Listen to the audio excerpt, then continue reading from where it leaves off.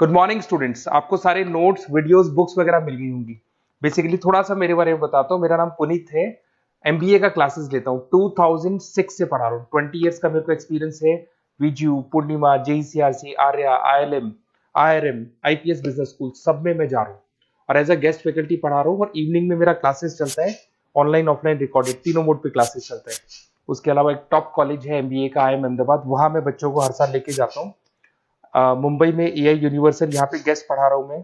JECRC में पढ़ा रहा हूँ, आर्या कॉलेज में पढ़ा रहा हूँ। इन कॉलेजेस में मैं पढ़ा रहा हूँ। देखिए, राइटर भी हूँ। 2008 से मैंने बुक्स वगैरह लिखना स्टार्ट कर दिया था। यूट्यूब पे सारे वीडियोस मिल जाएंगे, रिकॉर्डेड लाइव लेक्चर सब कुछ मिल जाएंगे। बस एक छोटा सा इंपॉर्टेंट डिस्कशन आप लोगों से करना था।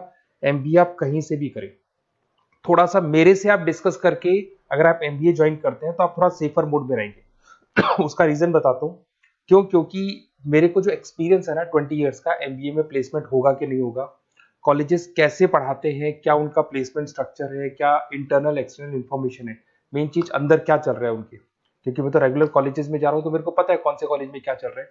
तो आप मेरे से थोड़ा सा एडवाइस लेके अगर आप एडमिशन लेते हैं तो थोड़ा सा सेफर जोन में रहेंगे। बाकी आपके डिस्टेंस के ऑनलाइन के एडमिशन, मणिपाल हो गया, एमएटी हो गया, ज्ञान विहार हो गया, तो यहाँ भी आपको अवेलेबल हो जाएंगे। तो आप अगर एडमिशन लेते हैं तो प्लीज मेरे से कंसल्ट करना। हो सकता है कि मैं आपको एक बेस्ट कॉलेज बता पाऊं और एक सेफर जोन में लेके जा पाऊं। क्योंकि एडमिशन लेने के बाद बच्चों को लगता है कि यार गलत जगह चले गए। Okay, best of luck. मेरा नंबर आपके पास है।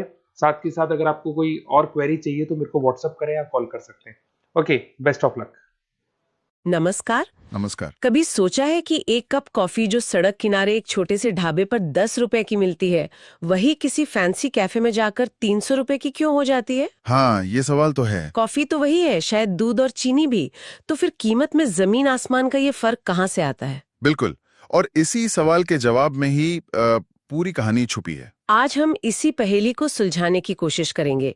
हमारे पास the architecture of price determination का एक अंश है और हमारा मिशन है ये समझना कि किसी भी चीज का प्राइस टैग उस पर लिखी सिर्फ एक संख्या नहीं बल्कि एक पूरी कहानी होता है। बिल्कुल।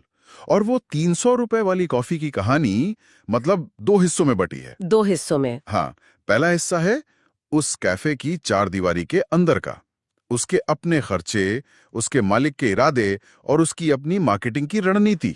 इन्हें हम आंतरिक कारक कह सकते हैं। ठीक है, आंतरिक। और कहानी का दूसरा हिस्सा उस कैफे के दरवाजे के बाहर की दुनिया का है, यानी हम और आप जैसे ग्राहक। हाँ, आसपास के दूसरे कैफे, सरकार के नियम और देश का आर्थिक माहौल, ये बाहरी कारक हैं।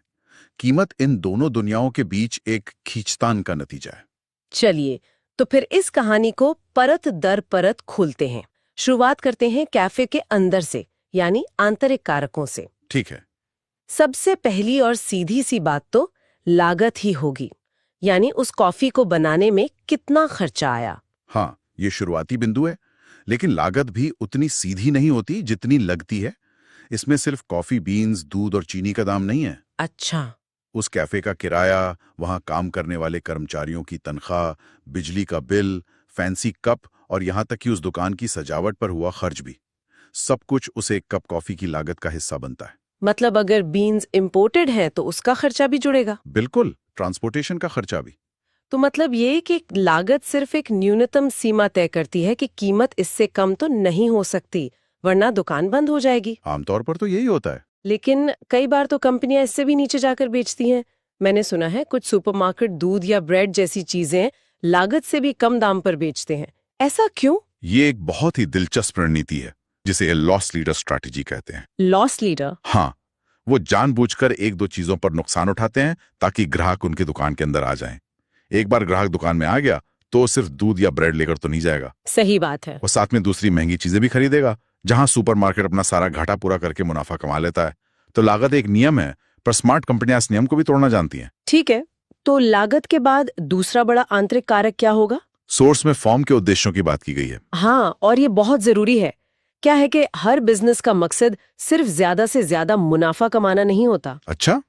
सोचिए, हमारे 300 रुपए वाले कॉफी कैफे के ठीक सामने एक नया कैफे खुल जाता है और वो अपनी कॉफी 150 रुपए में बेच रहा है। अब पुराने कैफे का पहला मकसद शायद मुनाफा नहीं बल्कि बाजार में टिके रहना हो जाएगा। हो सकता है वो भी अपनी कीमतें कम कर दें। और जैसे कोई नई टेलीकॉम कंपनी आती है, वो तो शुरुआत में सब कुछ लगभग मुफ्त में देती है। बिल्कुल, क्योंकि उनका मकसद होता है ज्यादा से ज्यादा ग्राहक बनाना, बाजार में अपनी हिस्सेदारी बढ़ाना। और लग्जरी ब्रांड्स का उद्देश्य तो बिल्कुल उल्टा होता है। वो जानबूझकर अपनी कीमतें इतनी ज्यादा रखते हैं ताकि उनकी खास इमेज बने। सही पकड़ा आपने। अगर रोलेक्स अपनी घड़ियां सस्ती कर दे तो शायद कोई उन्हें खरीदेगा ही नहीं। बिल्कुल, ऊंची कीमत ही उनके ब्रांड की पहचान है। और यही बात हमें अगले आंतरिक कारक पर लाती है, उत्पाद की अपनी विशेषताएं। उत्पाद की विशेषताएं मतलब क्या आपका उत्पाद बाकियों से अलग है? उस 300 रुपए वाली कॉफी में क्या खास है? हो सकता है वो इथियोपिया के किसी खास बागान से आई सिंगल ओरिजिन बीन से बनी हो, जिसका स्वाद एकदम अनोखा हो। अच्छा, तो अगर कोई चीज अनोखी है या उस पर पेटेंट है, जैसे कोई दवा, तो कंपनी उसकी कीमत ऊंची रख सकती है। हाँ, क्योंकि ग्राहक के पास कोई दूसरा विकल्प नहीं होता। दूसरी तरफ अगर हम सब्जियों की बात करें तो वो जल्दी खराब हो जाती हैं, इसलिए शाम होते होते सब्जी वाला दाम कम कर देता है। यहाँ उत्पाद की प्रकृति ही कीमत तय करवा रही है। सही। और ये सब कंपनी की पूरी मार्केटिंग रणनीति से जुड़ा है। मार्केटिंग के 4 स्तंभ होते हैं: प्रोडक्ट, प्राइस, प्लेस और प्रमोशन। 4 P's of marketing. जी हाँ, ये चारों एक दूसरे से मेल खाने चाहिए। आप एक प्रीमियम कॉफी को कागज के कप में एक साधारण सी दुकान पर बिना किसी विज्ञापन के नहीं बेच सकते। सही बात है। उस 300 रुपए की कॉफी के लिए आपको एक खूबसूरत माहौल यानी प्लेस, एक अच्छी कहानी यानी प्रमोशन और बेहतरीन क्वालिटी यानी प्रोडक्ट भी देनी होगी। कीमत उस पूरे अनुभव का एक हिस्सा है। मुझे एक और ख्याल आ रहा है, क्या एक ही कंपनी के अपने प्रोडक्ट्स भी एक दूसरे से मुकाबला करते हैं? मान लीजिए एप्पल एक नया सस्ता आईफोन SE लॉन्च करता है, क्या वो ऐसा करके कहीं अपने ही महंगे आईफोन प्रो की बिक्री को तो कम नहीं कर रहा? ये एक शानदार सवाल है। इसे कंपनी कैसे मैनेज करती है? ये एक बहुत ही अहम आंतरिक कारक है। इसे प्रोडक्ट लाइन प्राइसिंग कहते हैं। कंपनियां बहुत सावधानी से अपने अलग अलग मॉडल्स की कीमतें तय करती हैं ताकि हर ग्राहक के लिए कुछ ना कुछ हो और वो एक दूसरे की बिक्री को ज्यादा नुकसान ना पहुंचाएं। अच्छा। इसका एक क्लासिक उदाहरण है प्रिंटर और इंक का। अच्छा। कंपनियां अक्सर प्रिंटर बहुत सस्ते में बेच देती हैं, कभी कभी तो लागत पर ही। हाँ, ये तो मैंने देखा है। असली पैसा वो प्रिंटर की महंगी कार्ट्रिज या इंक बेचकर कमाती हैं, क्योंकि एक बार आपने प्रिंटर खरीद लिया तो आपको उन्हीं की इंक खरीदनी पड़ेगी। अरे वाह, इसे रेजर और ब्लेड मॉडल भी कहते हैं ना? बिल्कुल। पहली जिलेट ने सस्ते रेजर बेचे ताकि लोग उनके महंगे ब्लेड्स खरीदते रहें। आज भी गेमिंग कंसोल सस्ते बेचे जाते हैं ताकि कंपनियां महंगे गेम्स बेच सकें। ये तो बहुत ही चालाक रणनीति है। बिल्कुल। तो ये वो सारी बातें हुई जो एक कंपनी अपनी चारदीवारी के अंदर तय कर सकती है। उसकी लागत, उसके लक्ष्य, उसके उत्पाद की खासियत और उसकी मार्केटिंग की रणनीति। तो ये तो हुई दुकान के अंदर की कहानी। लेकिन जैसे ही उस कॉफी का कप फैक्ट्री या कैफे के गेट से बाहर निकलता है, उसका सामना असली दुनिया से होता है और वहां के नियम बिल्कुल अलग हैं। हाँ। यहाँ सबसे पहली और सबसे बड़ी ताकत है हम और आप, यानी ग्राहक की मांग। हाँ, और ये सिर्फ इस बात पर निर्भर नहीं करता कि कितने लोग कॉफी पीना चाहते हैं। अर्थशास्त्र में एक बहुत दिलचस्प कॉन्सेप्ट है मांग की कीमत लोच या प्राइस इलास्टिसिटी। प्राइस इलास्टिसिटी, ये क्या होता है? इसका सीधा सा मतलब है कि कीमत में थोड़ा सा बदलाव आने पर मांग में कितना बड़ा बदलाव आता है। तो इसका मतलब अगर स्टारबक्स अपनी कॉफी 10 रुपए महंगी कर दे तो शायद ज्यादा फर्क ना पड़े, क्योंकि लोग उसके ब्रांड के लिए आते हैं। लेकिन अगर नुक्कड़ वाला चाय वाला अपनी चाय 2 रुपए भी महंगी कर दे तो उसके ग्राहक शायद बगल वाली दुकान पर चले जाएंगे। यही है इलास्टिसिटी। आपने एकदम सही समझा। नुक्कड़ की चाय की मांग बहुत लोचदार है, मतलब इलास्टिक है, जहां कीमत में छोटा सा बदलाव भी मांग को बहुत ज्यादा प्रभावित करता है। और जरूरी चीजों का क्या, जैसे नमक? हाँ, नमक या जीवन रक्षक दवाओं की मांग बेलोचदार होती है, यानी इनइलास्टिक। उनकी कीमत कितनी भी बढ़ जाए, लोग उन्हें खरीदेंगे ही। इसलिए दवा कंपनियां अक्सर बहुत ऊंची कीमतें वसूल पाती हैं। लेकिन मांग पर इस बात का भी तो असर पड़ता है कि बाजार में और कितने लोग वही चीज बेच रहे हैं। बिल्कुल, प्रतिस्पर्धा। हाँ, कंपटीशन। अगर हमारे उस फैंसी कैफे के अलावा शहर में और कोई कैफे है ही नहीं, तब तो वो मनमानी कीमत वसूल सकता है। बिल्कुल। ये हमें दूसरे बाहरी कारक पे लाता है, बाजार में प्रतिस्पर्धा का स्तर। अगर बाजार में मोनोपोली है, यानी सिर्फ एक ही विक्रेता है, तो उसका कीमत पर पूरा नियंत्रण होता है। और अगर बहुत सारे विक्रेता हों तो, जैसे सब्जी मंडी? उसे कहते हैं परफेक्ट कंपटीशन। वहां कीमत बाजार तय करता है, कोई एक दुकानदार नहीं। ज्यादातर बाजार इन दोनों के बीच में कहीं होते हैं, जहां कुछ बड़ी कंपनियां होती हैं जो एक दूसरे पर नजर रखती हैं। जैसे एयरलाइंस? बिल्कुल। अगर एक एयरलाइन टिकट के दाम घटाती है तो दूसरों पर भी ऐसा करने का दबाव आ जाता है। और इन सब के केंद्र में है ग्राहक का व्यवहार। ग्राहक सिर्फ कीमत नहीं देखता, वो वैल्यू देखता है। उसे क्या लगता है कि जो पैसा वो दे रहा है उसके बदले में उसे क्या मिल रहा है। ये एक बहुत महत्वपूर्ण बिंदु है। मध्यम वर्गीय ग्राहक के लिए वैल्यू का मतलब हो सकता है किफायती दाम, लेकिन एक अमीर ग्राहक के लिए ऊंची कीमत ही अच्छी क्वालिटी और स्टेटस का प्रतीक हो सकती है। हाँ, ये भी है। कुछ चीजें तो होती ही ऐसी हैं जो इसलिए खरीदी जाती हैं क्योंकि वो महंगी हैं। अच्छा। इन्हें वेबलिन बूट्स कहते हैं, जैसे कोई डिजाइनर हैंडबैग या वो 300 वाली कॉफी जिससे लोग शायद स्वाद से ज्यादा अपने सोशल स्टेटस के लिए पीते हैं। अच्छा, अब उस फैक्टर की बात करते हैं जो शायद सबसे ताकतवर है और जिससे बड़ी बड़ी कंपनियां भी डरती हैं। सरकार। हाँ, सरकार कैसे किसी कंपनी के पूरे गेम को बदल सकती है? सरकार कई तरीकों से दखल दे सकती है। वो जरूरी चीजों जैसे अनाज, पेट्रोल या कुछ दवाओं की अधिकतम कीमत तय कर सकती है ताकि वो आम लोगों की पहुंच से बाहर न हो जाएं। इसे मूल्य नियंत्रण कहते हैं। फिर टैक्स भी तो है। हाँ, सरकार टैक्स लगाती है, जैसे जीएसटी, जिससे हर चीज की अंतिम कीमत बढ़ जाती है। अगर कॉफी बीन्स विदेश से आ रही हैं तो सरकार उस पर इंपोर्ट ड्यूटी लगा सकती है। और अगर कोई कंपनी संकट के समय कीमतें बहुत ज्यादा बढ़ा दे तो सरकार मुनाफाखोरी विरोधी कानून के तहत उस पर कार्रवाई भी कर सकती है। इसके अलावा देश का पूरा आर्थिक माहौल भी तो कीमत पर असर डालता है। जैसे आजकल हम देख रहे हैं कि महंगाई यानी इन्फ्लेशन की वजह से हर चीज के दाम बढ़ रहे हैं। हाँ, जब महंगाई बढ़ती है तो कंपनियों की लागत भी बढ़ती है।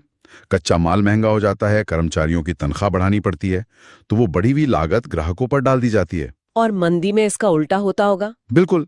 मंदी यानी रिसेशन के समय जब लोगों की नौकरियां जारी होती हैं और उनकी खरीदने की क्षमता कम हो जाती है तो कंपनियां बिक्री बढ़ाने के लिए 50% ऑफ और by one get one free जैसे डिस्काउंट और ऑफर्स लेकर आती हैं। अंत में सोर्स में दो और बाहरी कारकों का जिक्र है, वितरण चैनल और सामाजिक विचार। ये क्या है? वितरण चैनल का मतलब है कि कोई चीज फैक्ट्री से निकलकर ग्राहक तक पहुंचती कैसे है, यानी सप्लाई चेन। हाँ, उस कॉफी की कहानी में किसान से बीन्स किसी थोक व्यापारी ने खरीदी, फिर किसी रोस्टर ने उन्हें भुना, फिर किसी डिस्ट्रीब्यूटर ने उन्हें कैफे तक पहुंचाया। इस चेन में जितनी ज्यादा कड़ियां होंगी, हर कोई अपना मुनाफा जोड़ेगा और अंतिम कीमत उतनी ही बढ़ जाएगी। सही। और सामाजिक या नैतिक विचार। आज के दौर में कंपनियां सिर्फ मुनाफे के बारे में नहीं सोच सकती। ग्राहकों को इस बात से फर्क पड़ता है कि कंपनी पर्यावरण के लिए क्या कर रही है या क्या वो अपने कर्मचारियों को सही वेतन देती है। हाँ, ब्रांड की इमेज का सवाल है। बिल्कुल। मुझे याद है एक बार बाढ़ के समय कुछ दुकानदारों ने पानी की बोतलों के दाम 10 गुना बढ़ा दिए थे। लोगों में इतना गुस्सा था कि बाद में उन ब्रांड्स का नाम ही खराब हो गया।